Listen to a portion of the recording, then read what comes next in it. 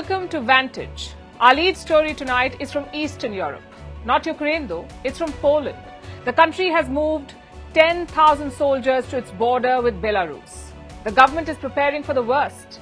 On the other side of the border, there are military drills. Russia's biggest ally, Belarus, is holding them. The same old fear has emerged again. Will the Ukraine war spill over into Poland?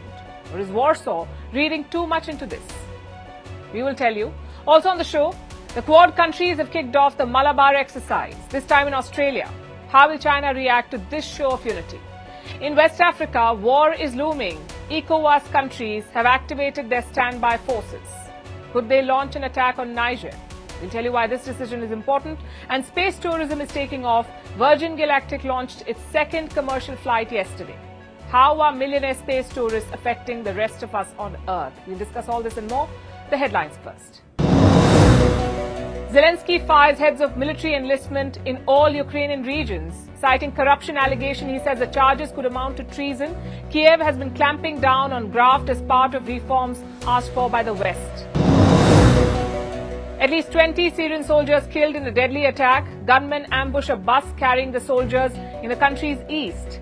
The ISIS was reportedly behind Thursday night's attack. These attacks by ISIS sleeper cells continue despite the terror outfit being defeated in Syria in 2019. India will scrap the controversial sedition law. Union Home Minister Amit Shah has made the announcement in Parliament. The Modi government is overhauling India's colonial-era criminal laws. They also plan to introduce capital punishment in mob lynching cases. Global demand for oil soars. In June, it hit a record high of 103 million barrels per day. The International Energy Agency says it will go even higher in August. China accounts for 70% of the growth. The surge in demand for oil threatens to push prices up further. Russia launches its first probe to the moon in almost 50 years. The mission aims to boost its long-struggling space sector. Sanctions against Russia over its Ukraine invasion have also impacted the sector. The Luna 25 probe is Moscow's first lunar mission since 1976. And will India get a web browser of its own? The government has launched a contest to build a homegrown web browser. Cash prize of over $400,000 announced for developers. The browser must comply with Indian regulations on data sovereignty.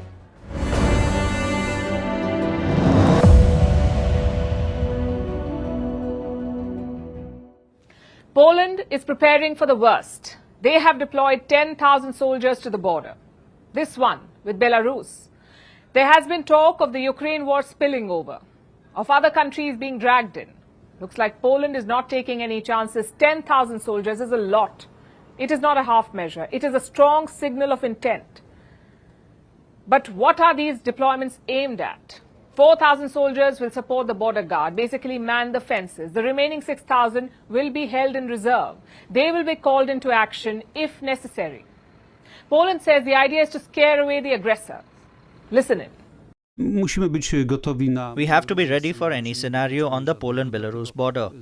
We do not exclude any, and that is why we decided to move the army closer to the border with Belarus to strengthen the border, to scare away the aggressor. That's what we mean, to scare away the aggressor so that the aggressor does not dare to attack Poland. So how serious is this threat? Talk of a war spilling over began in the month of July. That's when Wagner mercenaries began settling in Belarus. Poland says it's all a ruse, that Wagner could use Belarus as a staging ground to attack them. How has Belarus responded? Well, their president Lukashenko did joke about Wagner going to Poland, but officially they have rejected such claims. There is history, there is a history of bad blood between these two countries, Poland and Belarus.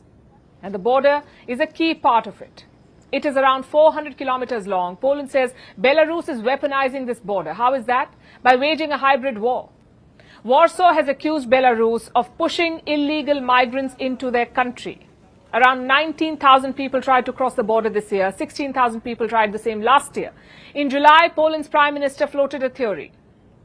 He said Wagner fighters could pose as migrants and enter their country, which is certainly possible, but so far there is no evidence that it's happening. The only escalation came on August the 1st. Poland accused 2 Belarusian helicopters of entering their territory. Reports say they flew 2 kilometers into Poland. Again, no evidence. Belarus has dismissed the claim as a lie. So what exactly is happening here? Could Belarus actually be plotting an attack? If they are, they must have Russia's support. After all, Poland is a NATO ally. Belarus would not risk attacking them without Putin's green signal. Even then, it is unlikely. Russia is not making much progress in Ukraine. So why open a second front to the north? And that too against a NATO country. There are 2 theories that could explain this escalation, this war of words. Number 1, Russia and Belarus are testing NATO. Maybe they're trying to gauge the alliance's defense. Hence the Wagner threat and the minor chopper incursion. And number 2, Poland is making a big deal out of nothing. They have elections in October this year. Inflation is in double digits, was rather in double digits last month. So maybe this is all a populist stunt, an attempt to rally the voters behind a security threat. The fact is we can't be sure.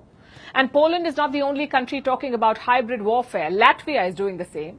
They have beefed up security along the border with Belarus. Their president visited the region this week. He asked NATO and Europe to take hybrid warfare seriously. Listen to this now. Our friends and allies in NATO and the European Union need to understand that in hybrid warfare, the least possible scenario could be the kind of classic military operations. I think hybrid operations are the most likely scenarios that we have to count on. The situation is tense right now. Belarus is conducting a military drill near its border with Poland. On the other side, there are more than 10,000 Polish soldiers. So the risk is obvious. Even Russia is planning new deployments. The defense minister talked about quote-unquote new threats near the western border. He says an adequate response will be given. Threats to Russia's military security require a timely and adequate response. We will discuss the necessary measures to neutralize them at the meeting and make appropriate decisions. Meanwhile, in Ukraine, the war is escalating. Russia has increased attacks in the northeast. So Kiev has ordered an evacuation. People from 37 settlements have been asked to leave. It is not a choice.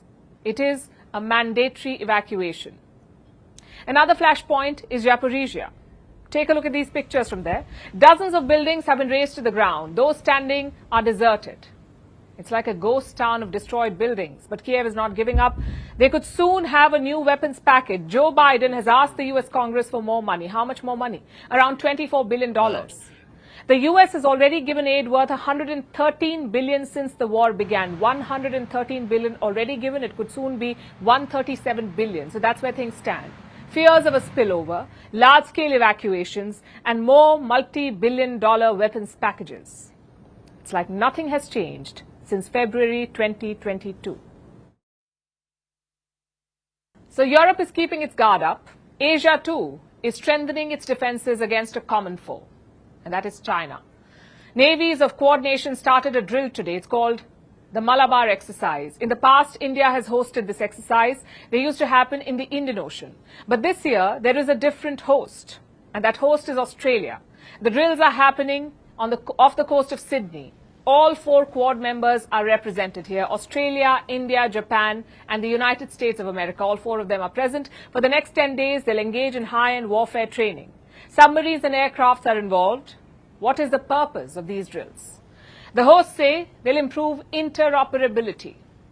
Exercise Malabar reinforces our shared commitment to working together as partners in our region to ensure that we maintain a stable, prosperous and resilient region for us all to enjoy. None of the Quad members name China, but that's how the Quad operates.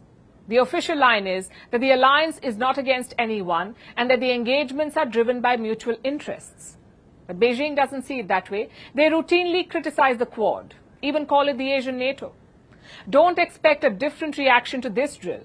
The Malabar exercise is growing in size, scope and complexity. It started some 30 years ago. In 1992, it was just a bilateral exercise between India and the United States. In 1998, there was a brief pause. That's when America sanctioned India for its nuclear tests. The drills resumed in the year 2001 after the 9/11 attack on the World Trade Center in the US. 6 years later, in 2007, we witnessed Australia's entry. But Canberra withdrew a year later. This was after China's relentless opposition. The next few years were stagnant, but in the last 8 years, we've seen significant expansion. First, with Japan's entry in 2015, and then with Australia's return in 2020. Malabar is now a quadrilateral exercise. The expansion widened the scope of drills. They've moved beyond the Indian Ocean. So far, this exercise has been held in the Philippine Sea, in the East China Sea, and this year in the Pacific. The hosting duties rotate every year. Last year, Japan hosted the Quad Summit, so they took care of the Malabar exercise too. This year's summit was supposed to happen in Australia, but Joe Biden called it off at the last minute. So the summit was called off, but the Quad leaders met in Japan on the sidelines of the G7 summit. Now, the Malabar exercise is happening in Australia as per schedule. Its scope will continue to broaden. The Indo-Pacific is getting more attention. There is expanding military coordination.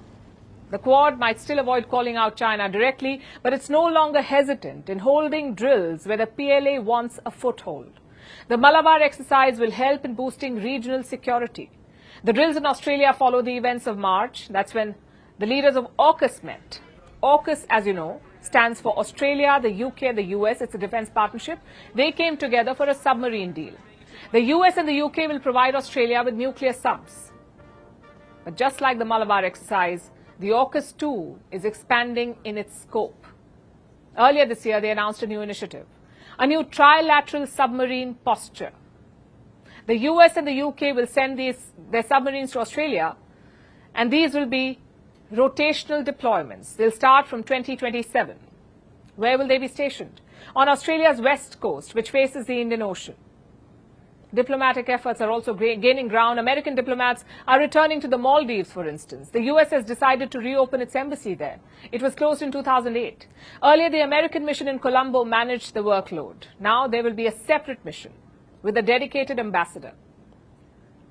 Another Quad partner is also stepping up, and that's Japan. Recently, Japan's foreign minister was in India. He made stops in India, Sri Lanka, and the Maldives. Again, the Indo-Pacific was on his agenda. So how should New Delhi see these developments? If you connect all the dots, you'll see a big positive. The allies are coming closer. They're creating new synergies. India is already making a wider outreach to the Pacific. 2 Indian warships are taking part in the Malabar exercise. Before they reached Australia, they made a port call in Papua New Guinea. We have discussed this in the past as well, the need for an effective deterrence against China. It might finally be shaping up.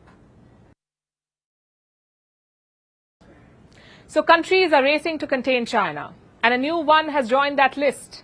I'm talking about New Zealand. They're heading to polls on the 14th of October, and for the first time, the electoral spotlight is on foreign policy in New Zealand. Parties are wrestling with how to respond to an assertive China.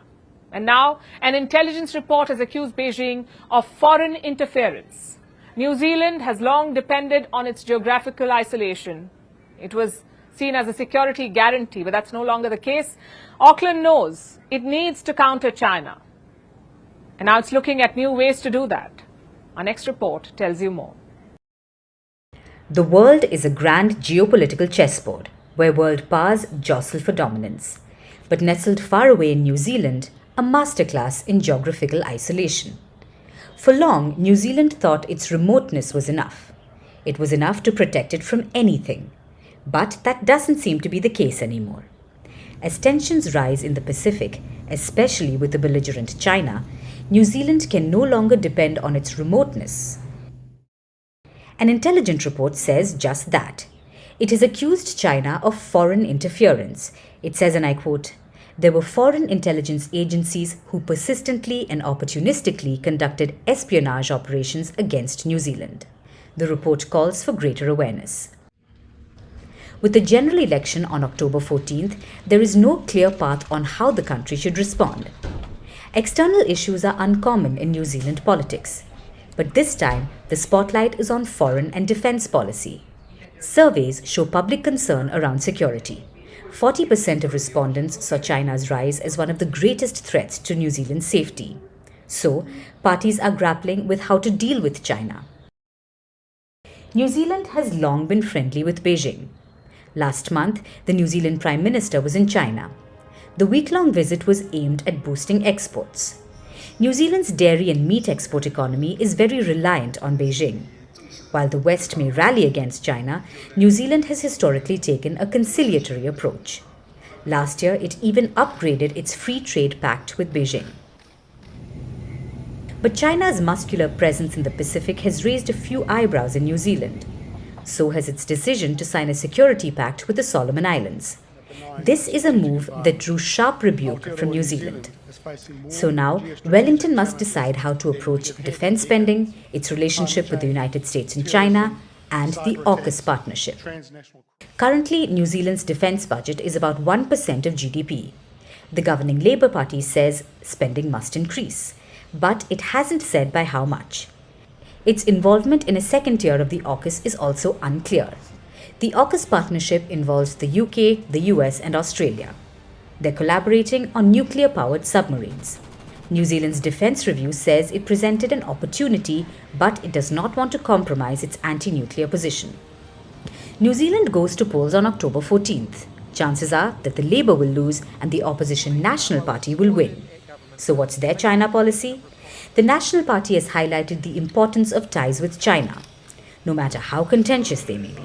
As for defence policy, they say they need more details on AUKUS. New Zealand manages its China relationship very carefully. On one side is its security partnerships in the West, and on the other, its economic dependence on China. So it's unlikely that New Zealand will get caught in a West versus China rivalry.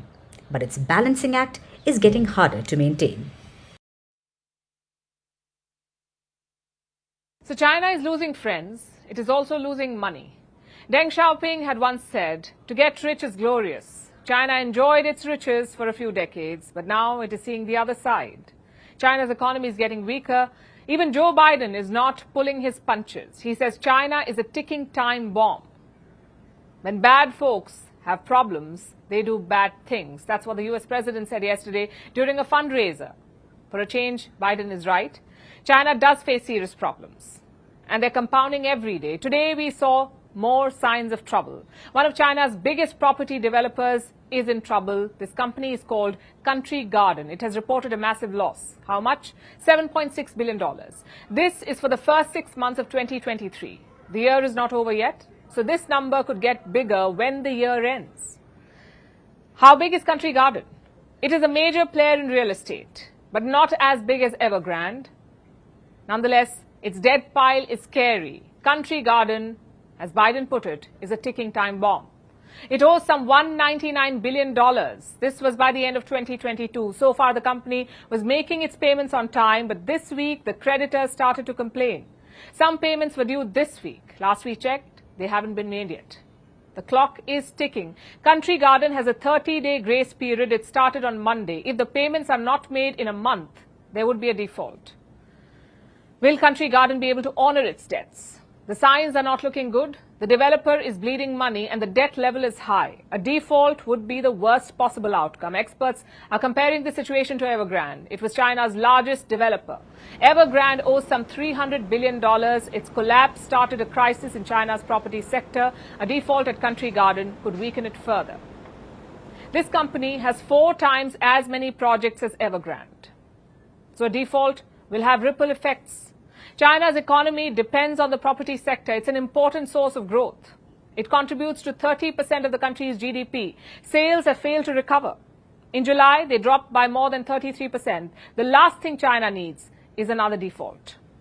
But like we've told you before, debt is a big issue in China, and Beijing is grappling with it on multiple levels. A default in real estate would be a disaster, but a default by the government would be a catastrophe. China's local governments are also struggling with debt. They've borrowed heavily, and they're unable to keep up with the payments. This is similar to the crisis in real estate, only the scale is much bigger. When local governments were on a borrowing spree, Beijing looked the other way. A lot of loans were off the books. They were not recorded until the crisis got too big to ignore and too difficult for provinces to manage at their level. So how much is this debt? Well, there is no official number because remember they're off the books. Since most of these loans were not recorded, we only have an estimate. And this is an estimate from Goldman Sachs. They say the total liabilities stand at $13 trillion, $13 trillion. Beijing is finally making an intervention. They have dispatched teams of financial experts. They're going to more than 10 provinces, those that are the weakest financially. What will these experts do there? They'll scrutinize the books, assess the liabilities, and then find ways to cut debt. What kind of solutions are they planning? They will want to raise more debt, apparently. We got a new report today. Apparently, debts at the grassroots will be transferred to the provinces. Loans worth $139 billion will be shifted. And how will that happen? Well, the provinces will raise money, they will issue bonds, and use that money to pay off debts at the local level. They've even given a name to this idea. It is called the Refinancing Bonds Program. Under this program, every region has been given a quota. This is basically a borrowing limit, a quota. It might sound like a bailout, since officials at the provincial level are effectively buying out debts at the grassroots. But don't be fooled by the jargon. China is just playing games with bookkeeping. Raising more debt to pay off existing loans does not solve the problem. It is just financial sleight of hand. Ultimately, someone has to pay off these loans. Where will China get the money from? Considering the present situation, China does not have many avenues to turn to. The threat of war looms over Niger. Leaders of West Africa held a crucial meeting on Thursday. Their big decision was this: the ECOWAS standby force will be activated. It's like their peacekeeping army. Now, the ECOWAS is a regional bloc in West Africa. It has 15 members, and it has been asking the coup leaders to step down. It's been asking them to reinstate the ousted president of Niger, and the leaders had set a deadline for last weekend. Step down or face military action, that's what they said. The deadline expired, but nothing happened. So this time they're sending a stronger message. They have activated their standby force. Listen to the ECOWAS president. And you will see from the communique of this extraordinary summit that no option is taken off the table, including the use of force as a last resort. Direct the Committee of the Chief of Defense Staff to activate the ECOWAS standby force with all its elements immediately. Order the deployment of the ECOWAS standby force to restore constitutional order in the Republic of Niger. It is a strong statement, but it's also a confusing one. ECOWAS is saying that force is the last resort. At the same time, they've decided to activate and deploy standby forces. You can see how it's confusing. Does activation mean mobilization? If yes, then what does deployment mean? And just to be clear, ECOWAS does have a history of military interventions. In 1990, they deployed soldiers to Liberia. The objective was to end a civil war. In 1997, they intervened in Sierra Leone. The West African troops drove out the military junta there. They reinstated the ousted president. In 2003, they deployed troops to the Ivory Coast. A military rebellion had cut the country into two, so ECOWAS got involved. In 2013, they sent soldiers to Mali. The mission was to retake the northern parts controlled by Islamists. So interventions are not new for them. ECOWAS has done it before. Why are they hesitating this time, though? Because the bloc is divided. There are military regimes in Mali and Burkina Faso too. They support the junta in Niger. Plus, the economic situation is bad. There is already a food crisis in Western Africa. The last thing they need is another war.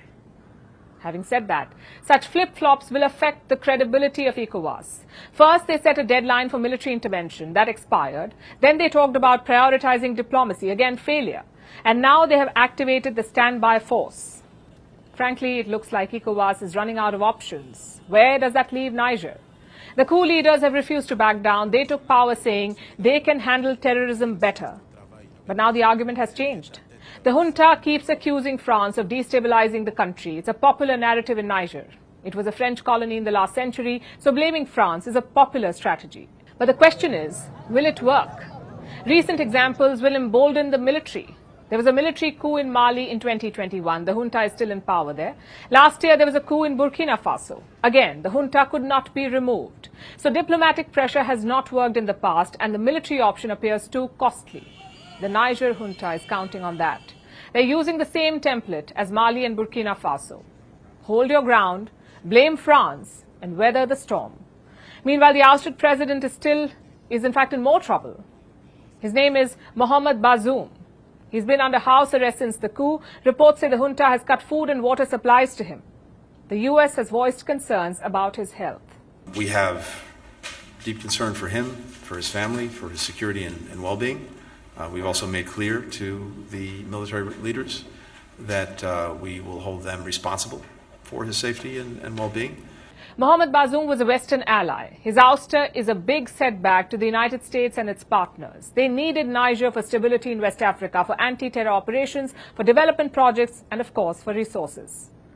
So with the junta, all of that goes out of the window. What is the West doing about it? They have put their weight behind ECOWAS. And what's crucial to note is this: the support is not conditional on a diplomatic settlement. It is a blanket support to the West African bloc. I guess that includes military intervention as well. Listen to Secretary of State Antony Blinken. ECOWAS, the organization that brings together West African countries, is playing a lead role in making clear the imperative of the return to constitutional order, and we very much support ECOWAS's leadership and work on this. The West would very much like to see the junta out, but within Niger, opinion is split. Military leaders have promised the people a lot: a crackdown on terrorism, end to French intervention, more prosperity. It's attractive in a country like Niger. Around 41% of their population lives in extreme poverty. It's fertile ground for coups. But the challenge before ECOWAS is this: if you let one coup slide, more will happen. Just look at the last 3 years. First Mali, then Burkina Faso, and now Niger. You cannot legitimize such power grabs by the military. If you do, you set a precedent. At the same time, it's important to understand why they happen. France's neo-colonial interventions certainly have not helped. All three countries I mentioned are former French colonies. Coincidence? I don't think so. Nowhere do people like military coups. So if they're splitting public opinion instead of galvanizing them, questions need to be asked. Speaking of public opinion, a Bollywood film is making a brave attempt to shape it. Some of you may have seen it. It's called Oh My God 2. It's a sequel of the critically acclaimed Oh My God, which released in the year 2012. The themes are different though. The first one challenged organized religion. The second one talks about sex education, or rather the lack of it. At this point, I must give you a spoiler alert. We will be talking a little bit about the movie's plot. If not, the story does not work.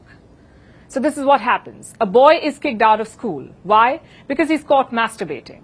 You can guess what happens next. The teachers, the principal, everyone blames the boy, as if he's committed some sort of crime. His family thinks the same until they get a reality check. And that reality check is Akshay Kumar's character. He's supposed to be a messenger of Lord Shiva. He convinces the father that the boy is not at fault. The society is. So the father decides to sue the school. The rest of the film is a courtroom drama. I will not tell you how it ends, but I will tell you this. The message is positive and timely. Every Indian teenager should see and absorb this message. Just one problem though, they can't. The film has an adult rating, meaning only people aged 18 and above can watch it. Sums up the problem really. The movie is about why teenagers should get sex education, yet teenagers themselves cannot watch it in India. I know it doesn't make sense. Countries like Oman and the UAE have given this movie a 12+ rating. So children above 12 can watch it in theatres. And these are countries rooted in conservative thought. They ban things for the smallest of reasons, yet Oh My God 2 got a 12+ rating there. I know we give Bollywood a lot of pain for their toxic characters, for their glorification of misogyny, and sometimes for not doing enough. You see, Bollywood is famous for its song and dance culture, not for movies with meaning. For once, it tries to do the opposite, and this happens: an adult rating. India, of all countries, needs better sex education. Around 25% of our population is below 14 years of age. 27% is aged 10 to 24. But how many of them have access to sex education? It's almost non-existent at home. And what about schools? Surely the point of schools is to prepare students for everything. In India, private schools are free to choose. They may or may not include sex education. What about public schools? Well, a syllabus was introduced in the year 2005, but guess how state governments responded? 12 of them banned it. They said we won't teach sex education. Today, the ban remains in at least 5 states, the likes of Gujarat, Maharashtra and Karnataka. Why have they done so? Some politicians say sex education is against Indian culture. It's too vulgar and Western. I would ask those leaders to see this film. The movie explains how Indian culture has always had a mature and healthy approach to the subject. The Kama Sutra was written centuries ago. Temples like Khajuraho have erotic sculptures. The West did not make them. The British did not make them. We Indians did. So this conservative, narrow attitude towards sex education is not the Indian way. It's the Victorian way. And that's the point Oh My God 2 makes. It's actually an interesting way to tackle taboos. Challenging them outrightly can be dangerous. You may end up alienating a lot of people. So the film uses religion to justify change. Instead of proving what is right, you're showing what is wrong. It's complicated, but it works.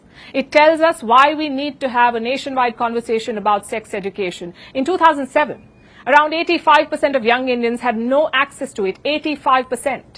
This leads to multiple problems like unsafe sex, sexually transmitted diseases, sexual violence, child abuse. Around 45% of Indian women get married before the age of 24. 12% of them get married between 15 and 19. This is child marriage. Around 1/3 of these girls give birth before the age of 19. India has the second highest number of HIV cases in the world. 31% of those affected are between 15 and 29 years of age. So there is a problem. We need to acknowledge it and solve it. Talk about it to parents, to children, to students. In 2018, India's Prime Minister rolled out a new sex education syllabus. It was based on role play and activity. It was supposed to help 260 million teenagers. But you see, in India, education is not just the central government's job. The state can also decide on it. So you need both sides working together. If not, things won't change. I guess what we need is to broaden our outlook. Parents cannot shy away from uncomfortable conversations. If you don't talk to your child, they will resort to unreliable sources of information. As for the censor board, we need bolder decision-making, decisions also based in logic. You clear a movie with a Bhagavad Gita in a sex scene, yet you curb one that talks about sex education for teenagers. What gives? Such actions only prove the point this movie makes. Now let's shift our focus to space. Another company has begun trying to reach the stars and trying to make a fortune doing it. British billionaire Richard Branson's Virgin Galactic is open for business. It launched its second commercial space flight yesterday. 3 space tourists went to the edge of the atmosphere. They spent a few minutes hovering above the Earth. Then they came back to gush about their experiences. The space tourists included an 80-year-old former Olympian with Parkinson's disease and the first mother-daughter duo in space. Those two won a lottery for the spaceflight tickets. It sounds like a feel-good story, doesn't it? And we are happy about these unlikely tourists. But the flight should also have us worried. After Elon Musk's SpaceX and Jeff Bezos' Blue Origin, a third billionaire space tourism company is operational. And this industry brings with it a lot of risks for the rest of us. Here's a report. Another space tourism company has launched, Virgin Galactic. Richard Branson's much-delayed space venture has finally taken off. 2, 1, release. The company had its first commercial flight on June 29th. That one had scientists on board. Welcome back to Space Unity. But the second flight, the Galactic 02, took off yesterday, and it ferried out space tourists. One was 80-year-old former Olympian John Goodwin. He was Virgin Galactic's first paying customer. He bought the ticket 18 years ago, all the way back in 2005. He paid about $250,000 for his seat. Now, all these years later, he finally went to the edge of space. He's also the second person suffering from Parkinson's disease to go to space. I'm hoping that I instill in other people around the world, as well as people with Parkinson's, that it doesn't stop you doing things that are out of the normal if you've got something some illness that's inflicted you. So I just hope the good comes out of that as far as other Parkinson's people suffering. 2, 1, release. With Goodwin were Keisha Shahaf and Anastasia Mayers, a mother-daughter duo, the first ever to go to space together. They're also the first people of African Caribbean heritage in space, so it was another milestone. The pair were lucky with their tickets. They didn't pay nearly as much as Goodwin. They won the tickets in a lottery. Hi Anna, you and your mother are going to space. Anna, we won! I'm still up there. I'm not here yet. I'm still up there, and it's just amazing that you can land so smoothly on the runway coming back from space. That was the most amazing. I mean, looking at Earth was the most amazing. You are so much more connected to everything than you would expect to be. Like, you felt like a part of the team, a part of the ship, a part of the universe, a part of Earth. It was incredible, and I'm still starstruck. She says she was starstruck. And who wouldn't be? She went to space, the final frontier. The mother-daughter pair were incredibly lucky to get a chance. But how many will get that lucky? How many of us will get a chance to blast off to space because of a lottery? Or will space tourism mostly be a millionaire's hobby? Goodwin paid $250,000 18 years ago for his chance. The first space tourist was Dennis Tito from the US. He went to the International Space Station in 2001 aboard a Russian Soyuz spacecraft. Back in those days, he paid $20 million for the experience. Between 2001 and 2009, there were 8 space tourists. All of them paid $20 million or more to go to space. And they were tagging along with astronauts on missions. So, back then, space tourism was a way to subsidize scientific endeavors. That isn't the case anymore. Today, you have 3 billionaires trying to carve out a niche in the space tourism industry. Elon Musk with SpaceX, Jeff Bezos with Blue Origin, and now Richard Branson with Virgin Galactic. They all have unique types of spacecraft, and the distances they reach are different, but they have one thing in common. Other than during publicity stunts, their passengers have to pay a lot. Welcome to space. The prices are usually hushed up, but one SpaceX tourism flight ended up costing the tourists $55 million each. Now you can say it's their money. They should be able to spend it the way they like. But should they be allowed to do it if it can hurt the rest of us? Which it can. Here's how. Research papers have shown that space tourism is a massively polluting industry. If we get constant reminders about how our car emissions are hurting the planet, think of what the rockets are doing. Even private jets don't compare to space tourism pollution. And the worst part is, the rockets can bring back a problem we're actually fixing, the ozone layer hole. These tourist rockets could undo the repairs to the ozone layer, once again showering those of us on the ground with harmful radiation. And for what? So that rich people can pay millions to float about in zero gravity? None of that money is coming to us. Whatever taxes a launchpad country charges, they won't get shared equally around the world. Only the consequences will. While we may be fine with taking risks for scientific study, are we willing to suffer for a millionaire's fantasy? So, until it's regulated and deemed safe for us down below, space tourism may need to be grounded before we all go up in smoke. This has been a summer of ferocious weather in the US, with storms, floods, and a devastating heat wave. We've told you all about it. But what's more shocking is how this weather has reached the country's most remote state. I'm talking about Hawaii. It began on Wednesday as a scattered brush fire on the Hawaiian island of Maui. These fires first burned in vegetation, but strong winds fanned them, and within a week, flames spread with alarming speed, blazing through populated areas, leaping across buildings, burning multiple neighborhoods to the ground. Look at these before and after visuals. Homes surrounded by blue waters and lush greenery were left charred, as if on a wasteland. The flames moved so rapidly, some residents jumped into the ocean to escape them. It got really real when we saw the flames, and I had to think fast. We had to get out. We left our vehicle, and myself, my wife, and our 5 kids, we all got in the ocean.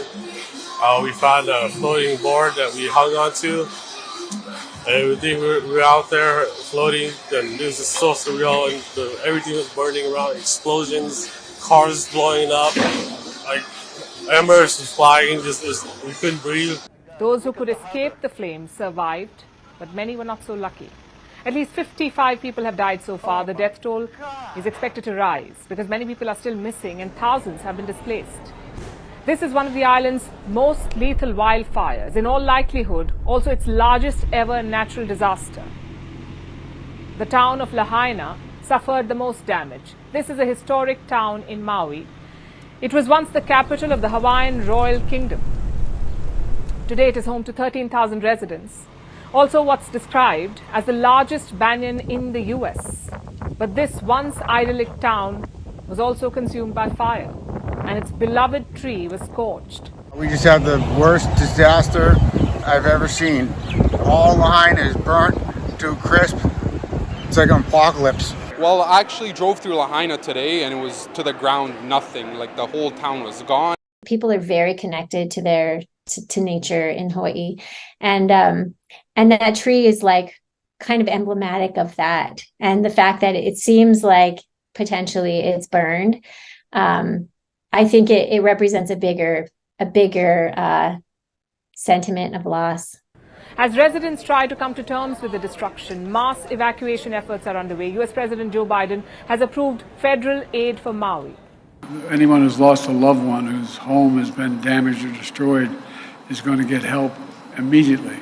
Hawaiian Governor Josh Green has offered some hope. He says it appears as if a bomb went off and recovery will take billions of dollars. Right now, we're still in the assessment stage. We're still trying to assess the amount of damage, but the road to recovery will be long.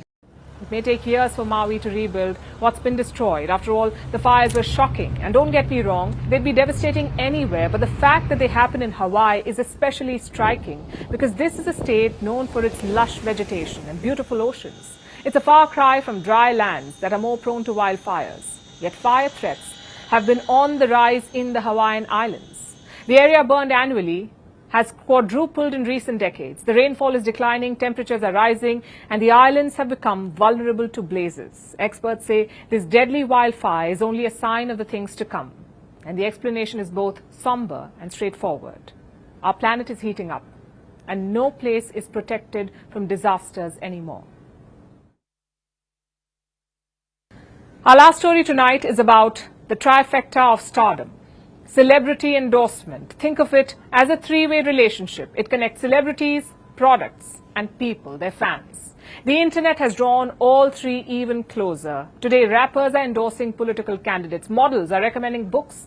And apparently, Kim Kardashian has become a medical influencer. She's a reality TV star. Recently, she took to Instagram to endorse an MRI body scan, a vastly overpriced one at that, with factual inaccuracies in her post. Obviously, she's now getting a lot of backlash over it. But this is not just about one tone-deaf post. It raises questions against all kinds of celebrity endorsements. They can and have gone seriously wrong. Our question tonight is, can stars act without responsibility? Here's a report. Here's a question for you. When someone famous recommends a product, do you listen? Will you buy an outfit because the brand sponsors Olympian gymnast Simone Biles? Will you eat more Maggi if actor Madhuri Dixit tells you to? What about a high-tech MRI body scan? Will you get one because Kim Kardashian recommends it? As you probably know, Kim Kardashian is a reality TV star. Apparently, now she's also doubling up as a medical influencer. She took to Instagram to enlighten her followers about new medical technology. She shared an image of an MRI machine with a peppy caption, saying that it can detect diseases like aneurysms and that the machine doesn't use radiation. But she may have missed one thing. The body scan comes at a price, a heavy one. Each scan costs about $2,500 and it's typically not covered by insurance. It's an out-of-pocket measure for preventive cases. As you can imagine, this invited heavy backlash. People slammed her for promoting something so expensive during a cost of living crisis when people are struggling to afford food and basic Medicare. Others said she's disconnected from reality. But that isn't even the half of it. Kardashian's caption was also inaccurate, because an aneurysm isn't a disease. And no MRI scan uses radiation. They create images of the body using magnets and radio waves. Maybe Kardashian had it confused with X-rays, which do use radiation. This shouldn't be shocking because Kardashian isn't a doctor. She's endorsing a brand and a medical scan she barely knows anything about. But Kardashian isn't the only one. In 2015, actors Madhuri Dixit, Preeti Zinta and Amitabh Bachchan landed in soup for claiming that fast food Maggi has nutritional value in an ad. They were sent legal notices. Speaking of legal action, actor Gwyneth Paltrow comes to mind. Her company Goop is believed to be at the epicenter for all things wellness. But in 2018, it was fined $145,000 for making unscientific claims about its yoni eggs.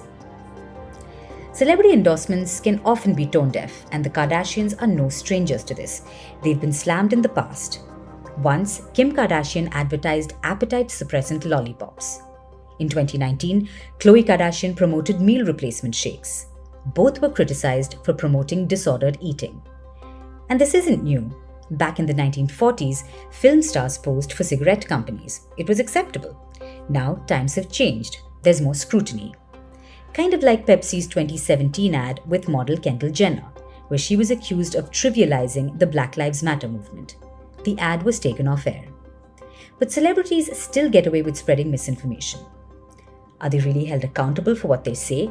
Especially as they're overused in advertising. Worldwide, celebrities feature in 16% of all ads. The numbers are higher in Asian countries, with 27% in India and 55% in Japan. In some ways, this is good. Nothing sells like a celebrity. So it's beneficial not only for brands, but also for stars, for whom endorsement is a source of rich revenue. Studies say that when consumers believe that a famous person uses a product, sales take off, especially if you're Beyoncé. Her marketing power stands at 80 on a scale of 100. It's clear that celebrities have the power to shape minds and to influence people's choices. They should know better than to break the public's trust over Instagram likes. As the saying goes, with great power comes great responsibility. And now it's time for Vantage Shot's images that tell the story. Hundreds of hot air balloons took to the skies above the English city of Bristol. The city is holding its annual hot air balloon event, the largest in Europe. In a heartwarming viral video, penguins were seen carrying backpacks. 2 sea turtles were released into the Mediterranean Sea after rehab. And finally, what makes the 11th of August significant? Going back to the year 2003, when NATO took command of Kabul's peacekeeping force, this became the NATO's first operation outside Europe. We're leaving you with that. Thanks for watching. We'll see you tomorrow.